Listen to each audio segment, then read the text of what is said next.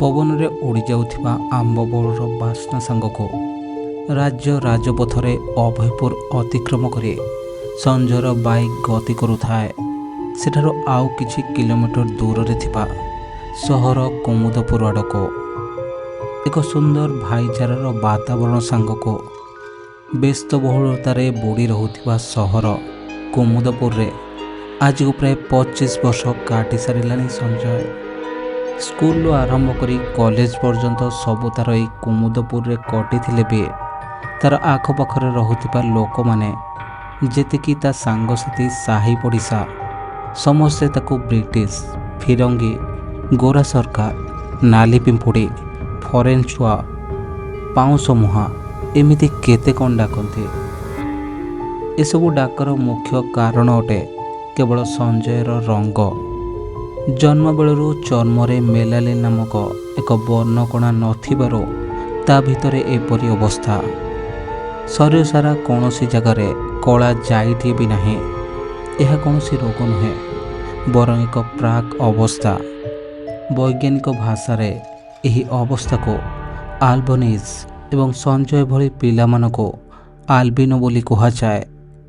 ଏହି ଅବସ୍ଥା ଯୋଗୁଁ ସାଧାରଣ ଲୋକ ତୁଳନାରେ ସଞ୍ଜୟକୁ ଦେଖିବାରେ ଟିକେ ଅସୁବିଧା ହୁଏ, କାରଣ ତାର ଆଖି ପତଳା, ଅନ୍ୟମାନଙ୍କ ଭଳି କଳା ନୁହେଁ ବରଂ ସୁନେଲି ରଙ୍ଗର।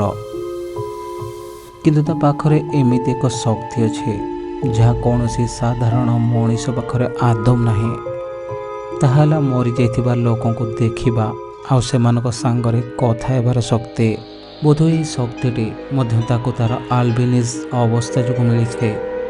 ସେଦିନ ଅଗଷ୍ଟ 15 ବେଳକୁ ସଞ୍ଜୟ ମାତ୍ର 10 ବର୍ଷର ହୋଇଥାଏ।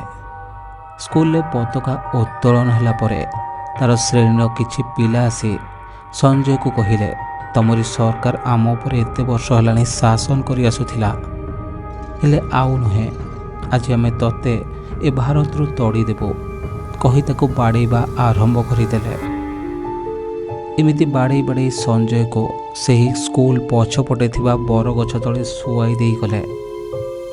ସଞ୍ଜୟର ପାଟିରୁ ରକ୍ତ ବାହାରୁଥାଏ। ସଞ୍ଜୟ କାନ୍ଦୁଥାଏ।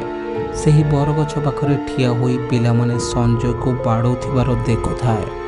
ଧଳା ରଙ୍ଗର ଟି ସାର୍ଟ ପିନ୍ଧା ଜଣେ ମୋଟା ମଣିଷ। ସଞ୍ଜୟ ସେ ଲୋକଟିର ପାଖକୁ ଯାଇ କହେ, ଅଙ୍କଲ ଆପଣ ଦେଖିଲେ ନା ସେମାନେ ମୋତେ କେମିତି ବାଡ଼େଇଲେ? ଆମେ ସାର୍ ପାଖକୁ ଯାଇ କହିବା ସେମାନଙ୍କ ନାଁରେ। ସେ ଲୋକଟି କୌଣସି ସାମାନ୍ୟ ମଣିଷ ନଥିଲା, ବରଂ ଏକ ପ୍ରେତାତ୍ମା ଥିଲା, ଯିଏକି ସେ ବରଗଛ ତଳେ ଅତୃପ୍ତ ହୋଇ ବାସ କରୁଥିଲା। ପ୍ରେତଟି ସଞ୍ଜୟକୁ ସେ ଗଛ ତଳେ ଲୁଚାଇ ରଖିଥିବା ବାକ୍ସ ବିଷୟରେ କହିଲା ଆଉ ସେଇଟିକୁ ବାହାର କରି ତା ପୁଅକୁ ଦେବା ପାଇଁ କହିଲା।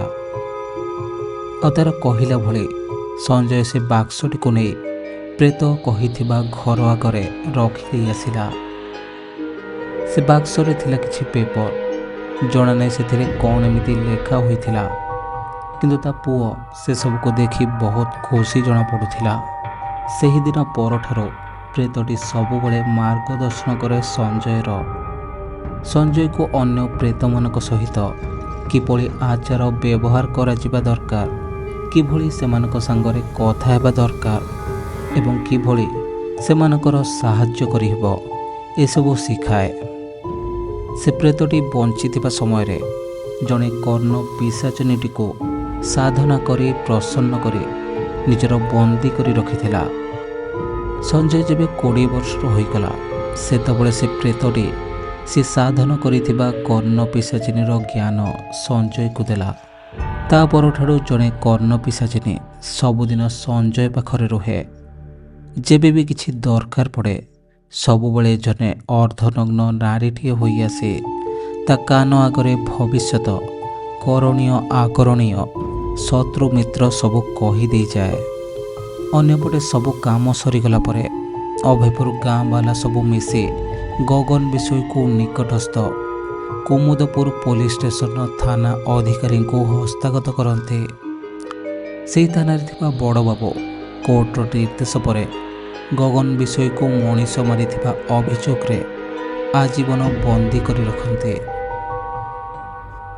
କୁମୁଦପୁର ଥାନା ସେଲ୍ ନମ୍ବର 13 ଆଡ଼କୁ ଗଗନ ବିଷୟକୁ ଦୁଇ ହାବିଲଦାର ଟାଣି ଟାଣି ନେଉଥିଲା ବେଳେ ଜଣେ ହାବିଲଦାର କୁହେ, ଏବେ ଯେଉଁ ସେଲ୍କୁ ଯାଉଛୁ କେତେବେଳେ କି ଭୂତ ସେହି ସେଲ୍ ଭିତରକୁ ଆସିବ ତୁ ଜମା ଡରିବୁନି। ଗଗନ ବିଷୟ ଛାନିଆରେ ପଚାରେ, ଭୂତ? କେମିତିକା ଭୂତ? ସେପଟେ ସଞ୍ଜୟ କାମ କରୁଥିବା ଇନ୍ସୁରାନ୍ସ ଅଫିସର ଜନଶୂନ୍ୟ ପାର୍କିଂ ଏରିଆରେ ଜଣେ ବୁଢ଼ା ଲୋକ ତାର ଧଳା କାର୍ ସାମ୍ନାରେ ଠିଆ ହୋଇଥାଏ। ବୋଧହୁଏ ସେ ଅପେକ୍ଷା କରିଥାଏ ସଞ୍ଜୟର ଆସିବା ବାଟକୁ। ସେଥିପାଇଁ ତ ସଞ୍ଜୟ ପାର୍କିଂରେ ଥୁଆ ହୋଇଥିବା ନିଜ ବାଇକ୍ ଆଡ଼କୁ ଆସୁଥିବାର ଦେଖି ସେ ବୁଢ଼ାଟି ଧାଇଁ ଆସେ ସଞ୍ଜୟ ପାଖକୁ। ସଞ୍ଜୟ ସେ ବୁଢ଼ାକୁ ଦେଖି ନ ଦେଖିଲା ଭଳି ଅଭିନୟ କରେ ଏବଂ ନିଜ ବାଇକ୍ରେ ବସି ବାଇକ୍ ଷ୍ଟାର୍ଟ କରିବାକୁ ଚେଷ୍ଟା କରେ। ହେଲେ ସେ ବୁଢ଼ାଟି ସଞ୍ଜୟ ପଛପଟକୁ ଆସି ତା ଗାଡ଼ିର ପଛ ଚକକୁ ଉଠେଇବାକୁ ଚେଷ୍ଟା କରେ। ସଞ୍ଜୟ ଜାଣି ଜାଣି କୁହେ, ଆରେ ବାପରେ, କିଏ କେଉଁଠି ଅଛ, ଦୌଡ଼ି ଆସ, ମୋ ଗାଡ଼ିକୁ ଭୂତ ଉପରକୁ ଉଠାଇ ନେଇଛି। ସଞ୍ଜୟର ଚିତ୍କାର ଶୁଣି ସେ ବୁଢ଼ାଟି ହସିବା ଆରମ୍ଭ କରେ।